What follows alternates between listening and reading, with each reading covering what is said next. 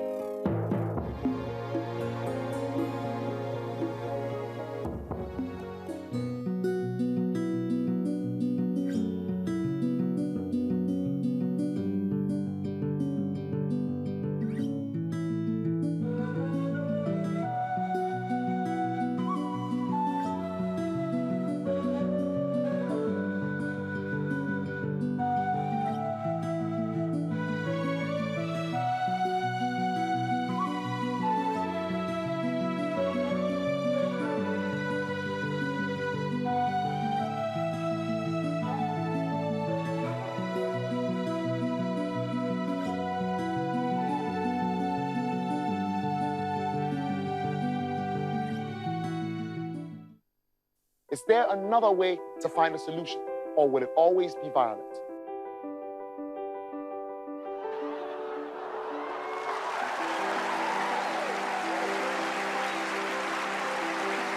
This is a truth. What they are doing in our community. The youth fights for their rights when they feel being cheated.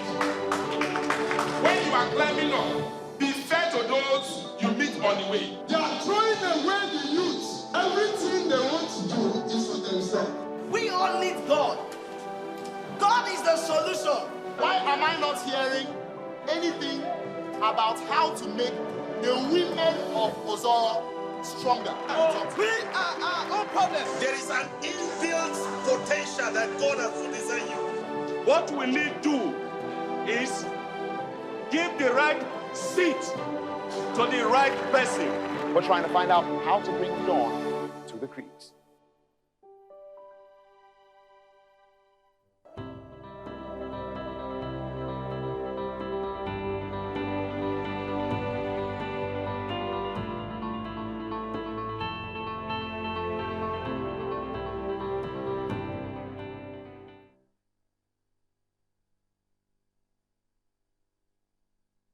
"22 airports around the country, an industry that generates billions of naira, connecting millions for business and leisure, will put you through the paces and give you an insider's view on the aviation industry. Watch Aviation This Week only on Channels Television. Aviation This Week, keeping an eye on the aviation industry."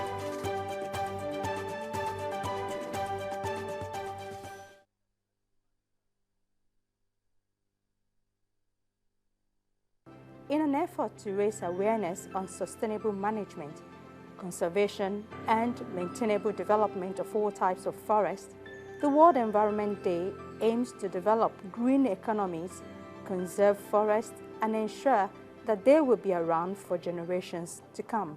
We have less than 10% of the original extent of forest left, yes. Okay? And what's the population of Nigeria? 150 million. We were smaller. Yes. And then we had larger forests. Yes. And then population keeps expanding, and the forest, what is it doing? Shrinking. So eventually, if we continue with business as usual, definitely we'll get to a point of forest extinction.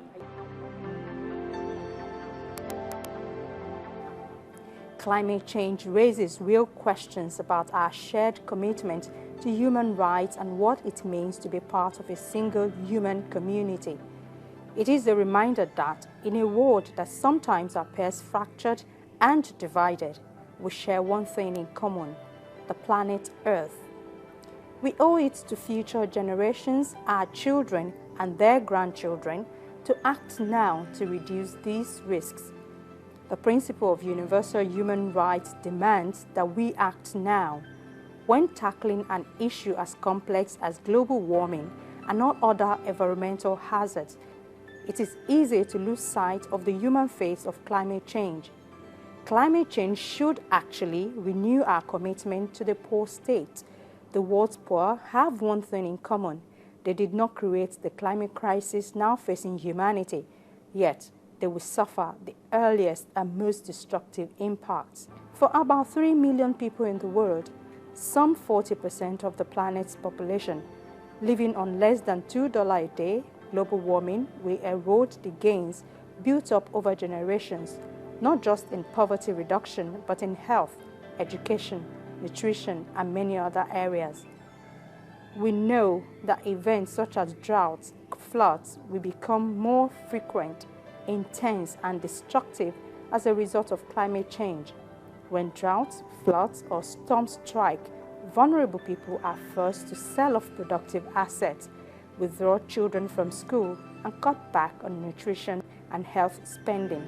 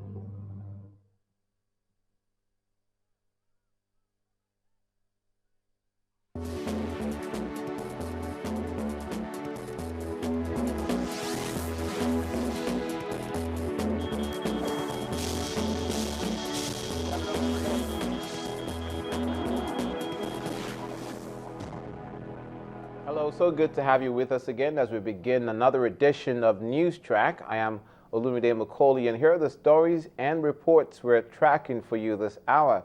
Rescue work has continued at the site of the collapsed synagogue Church of All Nations in the Ikotun area of Lagos. 17 people have been confirmed dead, while more than 100 have been rescued alive.